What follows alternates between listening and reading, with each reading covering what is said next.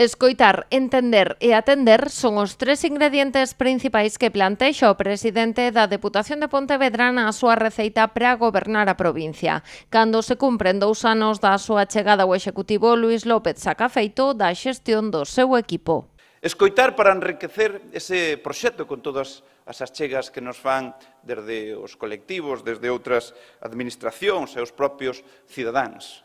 Entender que a Diputación non é unha institución repartidora de recursos, senón que é unha casa cunha visión do que é e do que debe ser a provincia.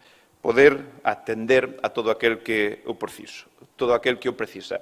E este modelo é o que nos levou a levar todas e cada unha das iniciativas que realizamos desde estos 726 días que van desde aquel 6 de xullo. Neste tempo impulsáronse un milleiro de obras por 235 millóns de euros, actuacións baseadas en 6 eixos: investimentos nos concellos, recuperación do apoio ao movemento veciñal, aposta polo deporte, o turismo e a cultura e descentralización da actividade do goberno. Está a provincia de Pontevedra mellor que en xuño do 23 naquilo que atinxe directamente a administración provincial?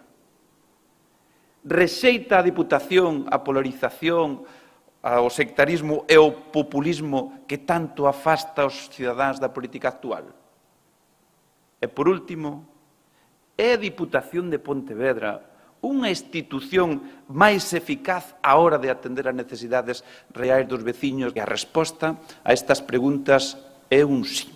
Para López son tamén logros a destacar os avances para conseguir unha vía verde entre Vigo e Vilagarcía, a recadación do IBI da AP9 para os concellos, o primeiro convenio colectivo do Consorcio Provincial de Emerxencias ou as primeiras axudas para as agrupacións de voluntarios de protección civil. Eu asumo en primeira persona que as novas medidas traen consigo os novos erros, pero temos que afinar para ir a esa perfección ata cadala. Asumo que, como probablemente inexperiencia ou si foi a inexperiencia o que nos levou a precipitar algunhas decisións, como tamén retrasar outras que tiñamos que haber decidido antes.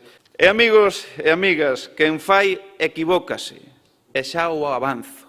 Isto non vai facer que deixamos de facer, de contar e de estar. O acto de balance de metade de mandato celebrouse por primeira vez no Concello de Vigo. A él, ademais dos membros do Goberno provincial, asistiron alcaldes e concelleiros da maior parte dos 61 concellos da provincia. Tamén representantes de diferentes colectivos pontevedreses.